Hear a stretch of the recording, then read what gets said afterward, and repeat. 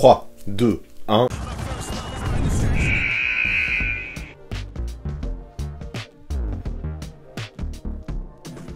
Salut tout le monde, j'espère que vous allez très bien en ce samedi. Moi je suis plutôt content parce que lundi sur Twitch, vous avez décidé qu'aujourd'hui on parle de Cam Thomas, l'arrière des Nets, en mode coast to coast. Vous me connaissez, moi j'aime bien régulièrement mettre en lumière, mettre en valeur des joueurs autres que les superstars. L'année dernière, vous vous rappelez, j'avais fait ça avec Alex Caruso et puis Matisse Thybulle. C'est donc un plaisir maintenant d'enchaîner avec Cam Thomas. Puis il faut dire aussi que c'est le moment parfait pour en parler, vu le coup de chaud phénoménal qu'il a pris la semaine dernière, le garçon. Évidemment tout ça on va l'évoquer, l'analyser, mais ce Cam Thomas, qui est-il? D'où vient-il? Quelles sont ses qualités et ses défauts? Mais surtout, quel est son potentiel pour la suite? Eh bien toutes ces questions, on va y répondre, c'est le but aujourd'hui, alors on ne perd pas plus de temps et c'est parti. Cam Thomas peut-il devenir la future star des Nets?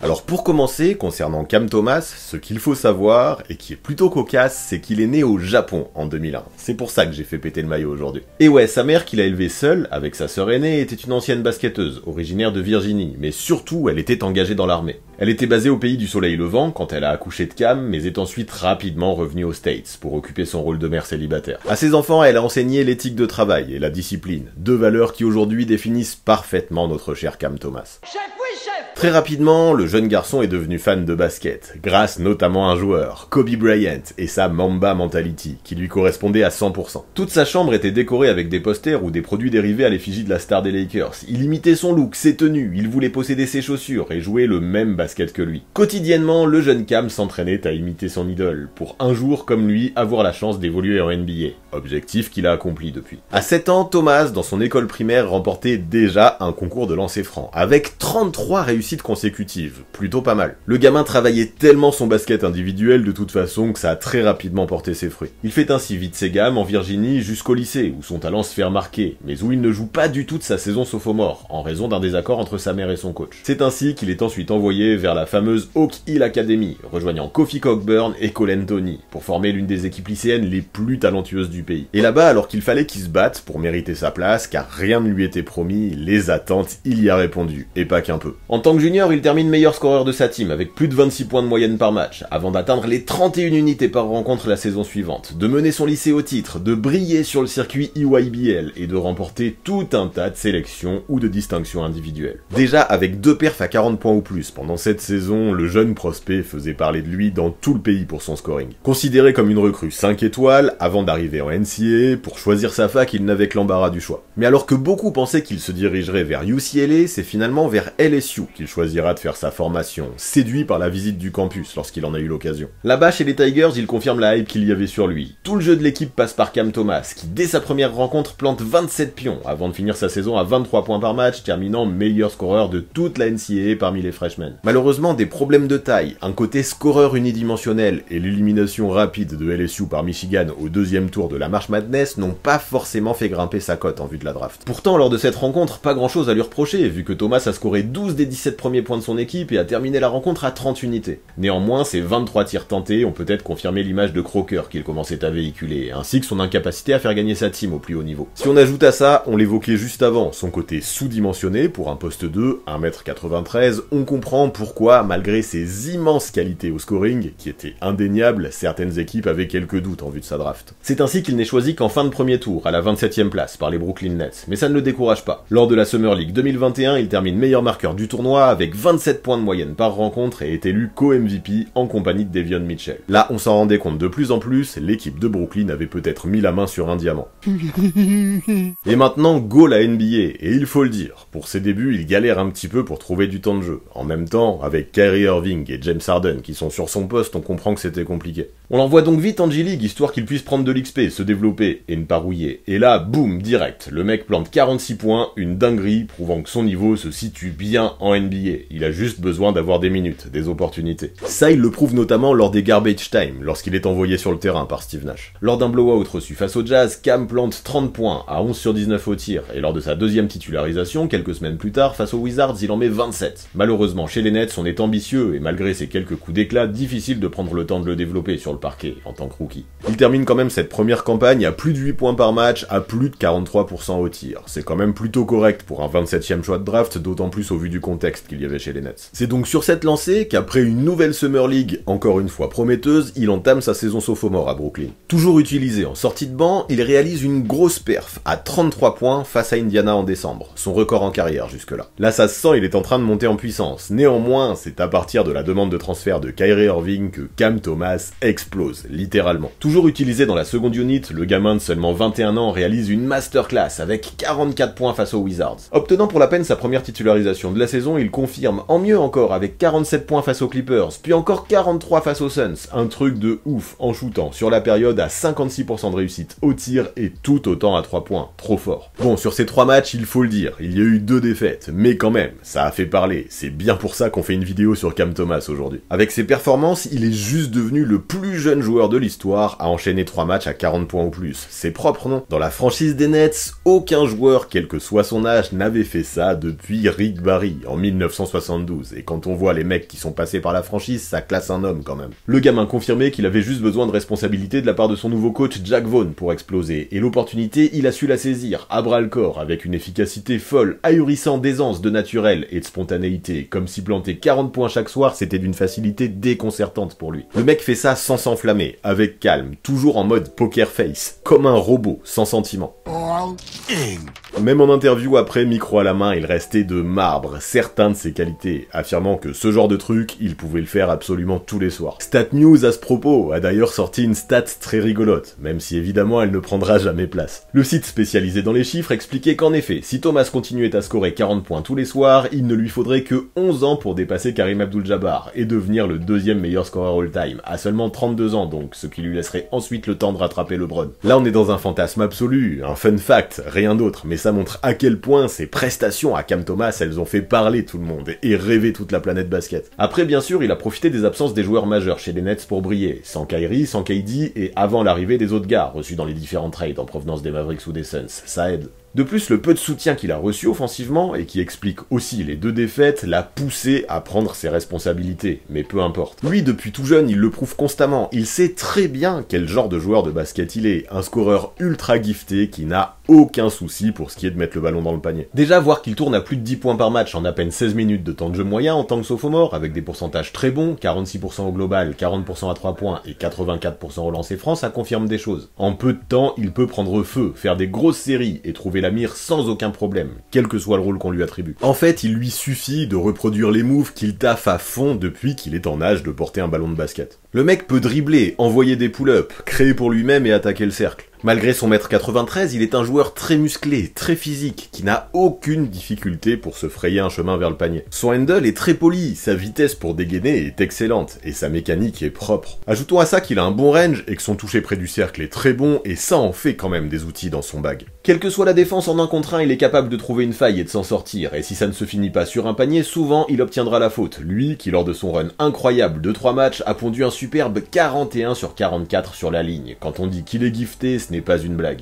Il peut scorer aux 3 niveaux, finir en puissance ou en toucher, mais aussi exceller en transition. Comme tout bon scoreur qui se respecte, Cam Thomas sur les phases de contre-attaque est bien souvent le premier à sprinter pour s'offrir des points faciles. Et puis ce qui est balèze aussi, c'est cette espèce de mental qu'il possède, cette espèce de confiance en lui qui semble inébranlable. Même si le match face aux Suns s'est soldé par une défaite, j'ai beaucoup aimé comment il a su prendre les choses en main dans le money time, en étant grandement responsable du 14-3 infligé par les Nets à leurs adversaires pour tenter de voler la win dans les derniers instants. Sur ses tirs ou au lancer franc, jamais il n'a tremblé. Le mec, dans sa tête, fidèle à son idole Kobe Bryant, sait qu'au scoring, il peut être un monstre, et personne ne lui fait peur. Actuellement, dans l'effectif de Brooklyn, je pense qu'il est le joueur avec le plus gros potentiel pour ce qui est de marquer des points, et ça, c'est déjà un bon élément à prendre en compte si tu veux être la star de la team. Sauf que vous l'avez compris, c'est flagrant depuis le début de la carrière de Cam, pour briller, il lui faut des opportunités, il faut qu'on lui donne les clés, qu'on lui offre des minutes, et qu'on le laisse jouer son jeu. Mais ça, est-ce possible actuellement? Eh bien, vu ce qui se passe depuis 3-4 matchs, je dois quand même émettre quelques doutes. Oui, dernièrement, la période de flottement due à la deadline a offert des minutes à Cam Thomas. Jack Vaughn, le coach, avec un effectif limité, n'avait pas le choix. On connaît le dicton, quand un courant d'air ferme une porte, ça en ouvre une autre pour quelqu'un d'autre. Et si vous le connaissez pas ce dicton, c'est peut-être normal, je suis pas tout à fait sûr qu'il existe. Mais là, pour Cam Thomas, je trouve l'idée très appropriée. inapproprié. Les départs de Kyrie et KD ont cassé toutes les ambitions de titre pour Brooklyn, mais en parallèle, elles ont ouvert les opportunités, même temporairement à l'arrière sophomore. À eux deux, en moyenne, Kyrie et KD prenaient plus de 47% des tirs totaux de l'équipe, et avec leur départ, on comprend que pas mal de tickets shoot aient été à redistribuer. Ces opportunités, Thomas a su les saisir. Lors des 3 matchs de son explosion, il a pris 30% des shoots de sa team, contre 9% habituellement. La différence est flagrante. Par contre, le truc, c'est que depuis ces rencontres-là, d'autres joueurs sont arrivés. Spencer Dinwiddie, Michael Bridges, Dorian Finney-Smith ou encore Cam Johnson, et eux aussi ont besoin d'être nourris un minimum. C'est logique, et ça a poussé Jack Vaughn à renvoyer Thomas sur le banc, et c'est bien dommage vu la forme qu'il était en train d'afficher. Moins de temps de jeu équivaut bien évidemment à moins de responsabilités, mais aussi moins de tickets shoot. Bon, ça n'a pas non plus empêché Thomas de faire des belles choses en sortant du banc face aux Sixers, malgré des minutes limitées. La façon dont il a mis 14 points en 18 minutes et le poids qu'il a eu en fin de match, malgré la défaite, ont forcément été remarqués par Jack Vaughn, le tacticien, qui selon ses dires n'a jamais cessé de lui faire confiance pour scorer, quel que soit le rôle qu'il lui donnerait. Cependant, le coach expliquait qu'en tant que titulaire, et ça ne lui allait pas forcément, Cam Thomas attirait beaucoup trop l'attention des défenses. Avec une équipe désormais au complet, suite à la deadline, il préfère l'utiliser avec la seconde unit pour lui offrir des match-ups plus favorables, et on comprend, ça a du sens. Cependant, mince, en tant que titulaire, il a brillé quand même, et même en étant ciblé par les défenses adverses, il a tout pété. Alors pourquoi tout de suite vouloir couper l'herbe sous le pied à un gamin qui était en train de complètement exploser en étant responsabilisé? C'est quand même frustrant. Là, il va être temps de chercher des réponses, et j'ai plusieurs pistes, mais avant ça, vous connaissez, il faut que je vous pose la question habituelle. Êtes-vous bien abonné à cette chaîne? Quand je vois le nombre que vous êtes à regarder sans follow là sur YouTube, ça rend ouf. On pourrait limite être déjà au 100K, limite déjà avoir le trophée, un truc de zinzin que je n'aurais jamais espéré quand j'ai lancé la chaîne. Alors si mon contenu vous plaît et que ce n'est pas encore fait, on y va, go spammer ce bouton rouge. Vous ne vous en rendez pas compte, mais ça aide énormément, notamment dans la recherche de sponsors par exemple. Et puis si vous suivez déjà, vous pouvez aussi prendre quelques secondes pour aller foutre le pouce vers le haut, ça aussi ça apporte de la force. Alors let's go, c'est le moment, prenez un instant, aidez-moi à aller les attraper, ces étoiles, je vous serai éternellement reconnaissant.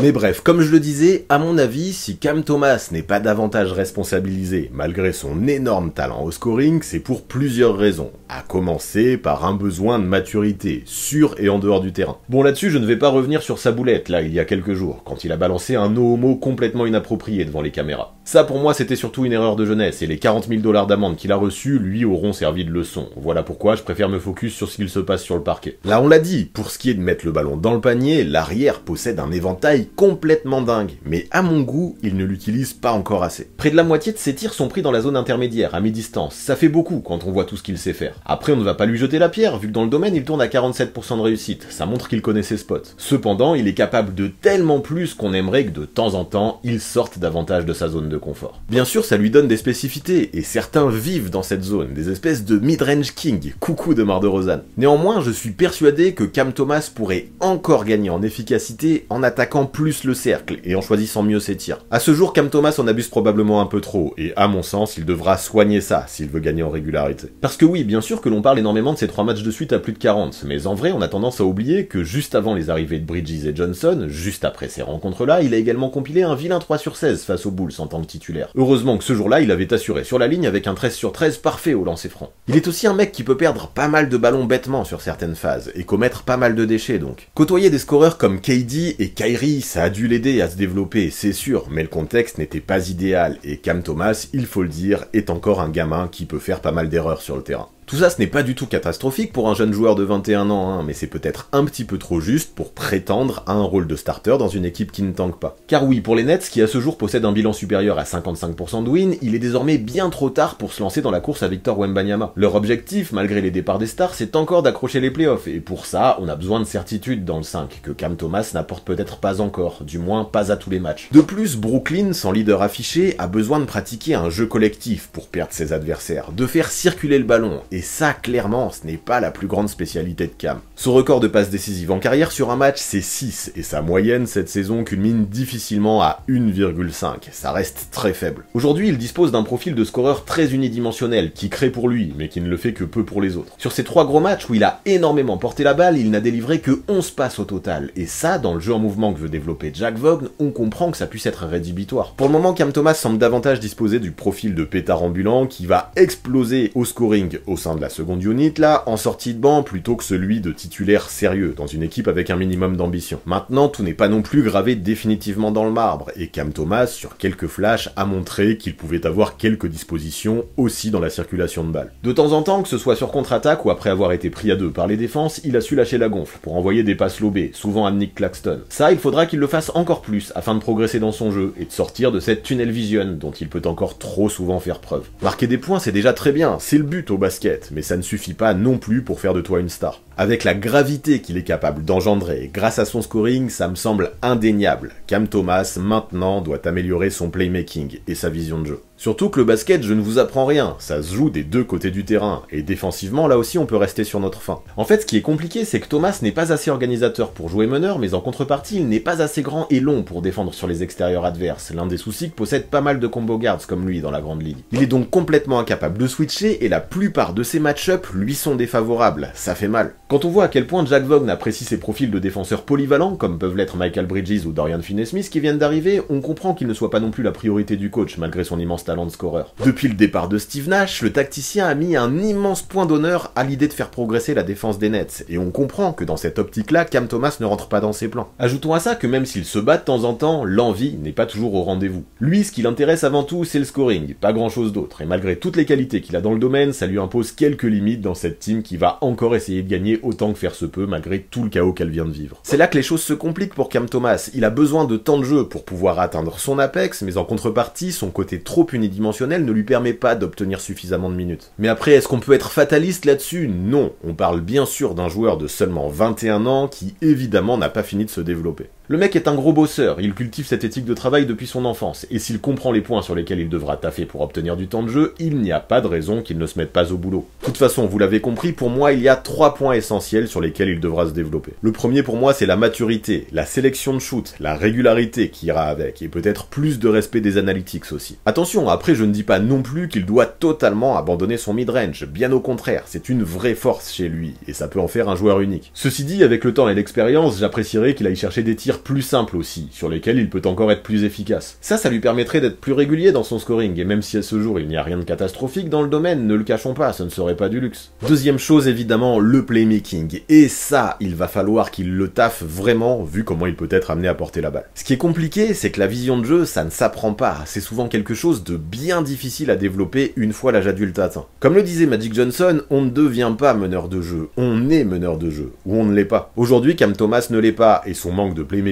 pourrait devenir à terme handicapant dans sa quête d'un statut plus important dans cette team de Brooklyn. Et enfin, bien sûr, il faut parler de sa défense qui, pour moi, reste également l'une de ses principales failles. Du coup, ce que j'attends au minimum chez lui, dans le secteur, c'est au moins du combat, de la volonté, de l'envie de bien faire, que je n'observe pas assez souvent jusque-là chez lui. Qu'il soit moyen ou moyen moins en défense, personnellement, moi, ça m'ira, à condition qu'il fasse quand même les efforts. Et puis, peu importe, en NBA, même quand tu as quelques failles défensives, tu peux quand même être titulaire, à condition d'être un vrai crack de l'autre côté du terrain, et pas seulement au scoring, il faut être polyvalent en attaque, et faire jouer tous les autres également. Sans ça, et ce sera peut-être le souci, dans la suite de la carrière de Cam Thomas, tu pourrais très vite être considéré comme un croqueur.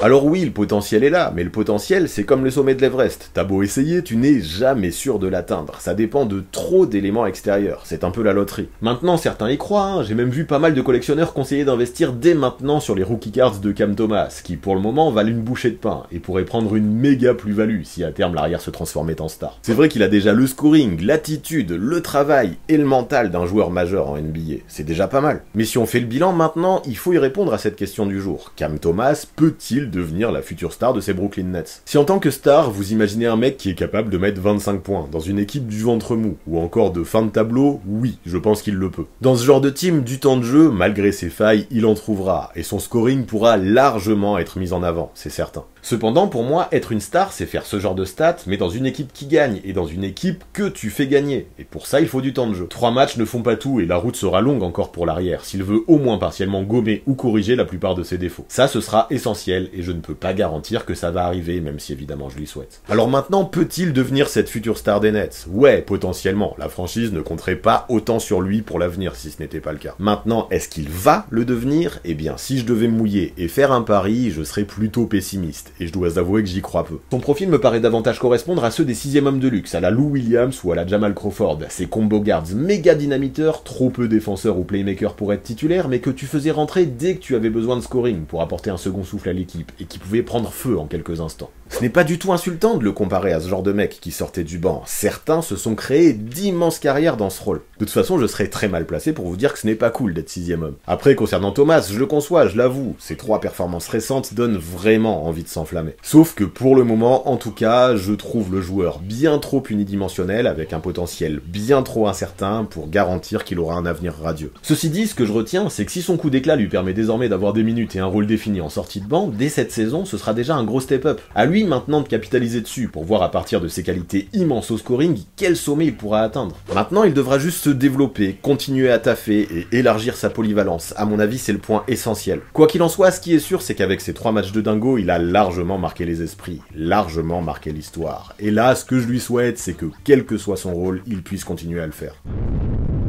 Voilà pour ce qui est de Cam Thomas et de son futur, voilà pour ce qui est de ce nouveau coast to coast. Ça vous a plu, un sujet sur un joueur moins bankable comme lui et son avenir? Qu'est-ce que vous en pensez? Vous y croyez ou non? Vous me rejoignez ou pas? Dites-moi tout ça dans les commentaires, j'ai toujours hâte de lire vos impressions et vos tendances à ce sujet. Et pour finir, vous connaissez les bails, on s'abonne à la chaîne, on active la cloche pour recevoir les notifications, on lâche un maximum de pouces vers le haut et on rédige ses meilleurs commentaires. Big up en tout cas à tous ceux qui sont restés jusque là dans la vidéo, c'est super important pour la mise en avant, le référencement et le watch time sur YouTube, et merci à tous ceux qui soutiennent sur Twitch ou sur Tipeee. Franchement, vous êtes le sang, et si vous aussi vous voulez rejoindre cette team en or, vous savez quoi faire, toutes les infos seront dans la description. A très vite.